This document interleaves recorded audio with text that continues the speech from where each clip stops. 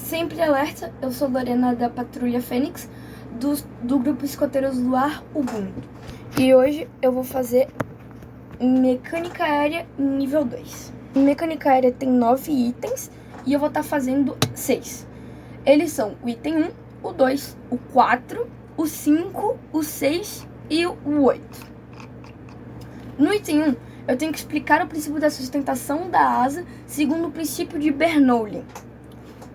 O princípio de Bernoulli é o seguinte: se a velocidade de uma partícula de um fluido aumenta enquanto ela se escoa ao longo de uma linha corrente, a pressão do fluido deve diminuir e vice-versa. Ou seja, se a velocidade de uma partícula de um fluido aumenta, a pressão do fluido deve diminuir. E se a pressão do fluido diminui, ou se uma pressão do fluido aumenta, a velocidade de uma partícula do fluido diminui. O princípio da sustentação da asa é o seguinte: a pressão menor acima da asa é consequência de uma maior velocidade acima dela. E se tiver uma menor velocidade acima dela, a pressão acima da asa é maior. Então, o princípio de Bernoulli fala que uma velocidade de uma partícula de fluido e a pressão do fluido são opostas. Igualmente com a pressão do princípio da sustentação da asa, a pressão dela e a velocidade dela. É basicamente a mesma coisa. Item 2. Explicar o funcionamento de dois principais tipos de motores aeronáuticos: o de pistão e a reação. O motor a pistão tem uma queima que ocorre dentro de uma câmara de combustão. E essa força da queima age no pistão e movimenta uma biela, que queima um eixo que é chamado de virabrequim, que pode ser ligado diretamente na hélice ou uma caixa de redução. Em outras palavras, existe uma queima de combustível numa câmara de combustão, e nessa queima gera uma força que movimenta uma biela, e essa biela queima um eixo, e esse eixo está ligado diretamente à hélice, que faz a aeronave funcionar. O motor a reação ele é composto por vários estágios de compressão. O ar chega aquecido na câmara de combustão, onde é injetado e uma centelha faz essa mistura per-fogo. A explosão que ocorre faz a mistura ganhar velocidade. Então, quando essa mistura do ar aquecido na câmara de combustão acende, tem fogo, a explosão ocorre, e nessa explosão faz com que a mistura ganhe velocidade. E a passar pela turbina com energia suficiente para girar todo o conjunto do motor, e ela gera o impulso para sair pela tubeira. 4. Localizar as luzes de uma aeronave e suas aplicações. Eu estou falando de 6 tipos de luzes de uma aeronave, e então vamos lá. Primeira, luzes de ponta de asa. Elas são localizadas nas pontas das asas da aeronave e mostram o sentido em que o avião está perseguindo. Essa sinalização ela é padronizada em todas as aeronaves comerciais do mundo todo. A luz da asa esquerda é vermelha e a luz da asa direita é verde. Com isso, o controlador de voo, por exemplo, o cara que está controlando o voo, consegue ver o sentido do avião. Beacon. Ele é localizado na parte inferior e superior da aeronave, exatamente no meio. A luz do beacon de cor vermelha serve para sinalizar que os motores do avião estão em funcionamento. As luzes só desligam quando o motor é desligado.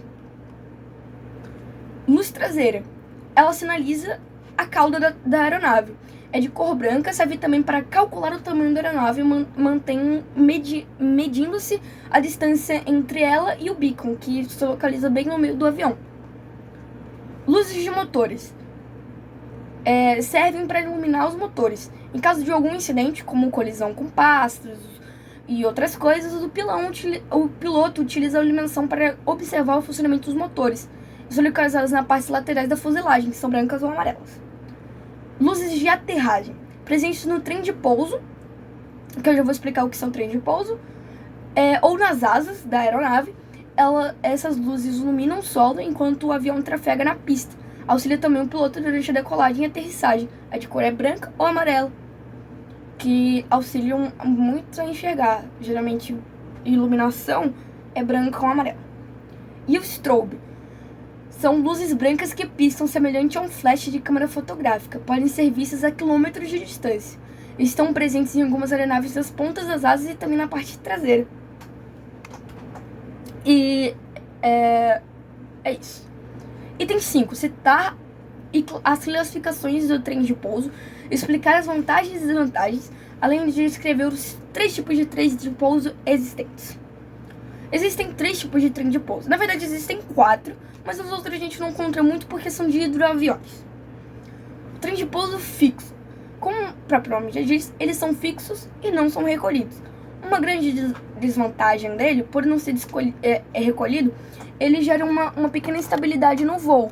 Mas em relação à aterrissagem e à decolagem, ele é muito bom, por ficar muito fixo nesses momentos. Trem de pouso retrátil. Eles são recolhidos, porém mesmo assim você ainda consegue ver. Eles ainda deixam uma pequena deficiência no voo, mas eles ainda são um meio termo e ainda fica bom nas duas coisas. Então é um dos mais recomendáveis. O trem de pouso escamoteável. Eles são os mais utilizados em aviões atualmente. Aviões comerciais no sentido passageiros.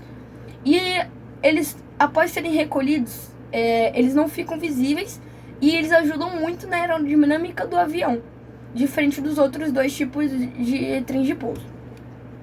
Citar pelo menos 5 instrumentos de voo, é o item 6. Explicar pelo menos 5 instrumentos de voo e explicar detalhadamente suas funções. Velocímetro. Esse aparelho mostra a velocidade de avião, assim como o velocímetro de carros. Apresenta também um esquema de cores que auxilia os pilotos na navegação e na condução da aeronave. Horizonte artificial. Esse equipamento ele tem nas cores azul e marrom para mostrar o que é céu e o que é terra. Ajuda bastante. Ele é muito utilizado em voos por instrumentos. Ele serve para evitar que ocorra a desorientação espacial.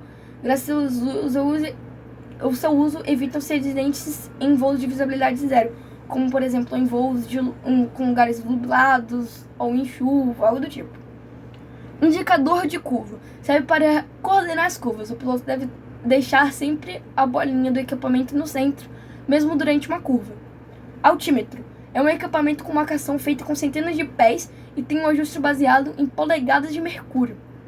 Dessa forma, quando o avião vai pousar, o piloto recebe do aparelho a altitude exata da elevação da aeronave, de acordo com o nível do mar, independentemente das condições climáticas do local. E o giro. É uma bússola que dispõe de todos os graus para que o piloto saiba de qual setor está vindo e para qual está indo. Nas aeronaves que têm piloto automático, também é por meio desse instrumento que se coloca a proa que se deseja seguir. Agora o item 8, que é o meu item favorito, que é explicar o princípio do funcionamento de um helicóptero. O helicóptero ele é um aparelho muito interessante, ele é uma aeronave muito interessante, por ser bem diferente das outras aeronaves, como todos os tipos de aviões. Por quê? Porque diferentemente das outras aeronaves, ele tem uma hélice no topo, na parte superior. E essa hélice funciona como um propulsor.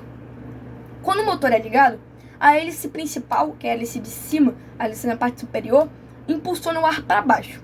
E assim como a lei da ação e reação, quando uma coisa é impulsionada para baixo, ela tende a ter uma força de reação para cima, assim também como foguetes. Qualquer variação da velocidade angular da hélice produz uma variação do seu momento angular, que é a grandeza física que relaciona a massa de um corpo ao redor de um eixo da rotação com sua velocidade angular. Então, com a rotação da hélice principal, o corpo inteiro tende a girar na mesma direção que a hélice está girando, devido ao torque das forças de propulsão. Para resolver esse problema, os helicópteros são equipados com uma hélice lateral, que é localizada no finalzinho do corpo, no rabinho dele. Essa hélice faz o seguinte: vamos supor que tem uma hélice girando assim, para esse lado. Então o avião, ele vai automaticamente girar para esse lado também. A hélice está girando para esse lado, então o helicóptero vai virar para esse lado também. Se não tiver o quê? A coisa lateral. Essa hélice lateral, em vez de ser desse lado aqui, para fazer com que ele se mova novamente assim, ele vai ser desse lado aqui, que vai fazer com que ele se mova para cá. Então, enquanto tem uma força movendo para cá, tem uma força movendo para lá. E duas forças movendo para lados opostos, elas começam a se anular. Se anulando, o helicóptero vai se tornar fixo em um local. Ele não vai girar nem para um lado, nem para o outro. Então ele vai ficar fixo aqui. Então se ele for mover para frente, jogar o peso dele para frente, ele só vai para frente, não vai para um lado nem para o outro, causando estabilidade. Existem helicópteros dotados de duas hélices principais, ou seja, duas hélices para cima, sendo que uma está girando para um lado e a outra para o outro, fazendo aqui a estabilidade acontecer.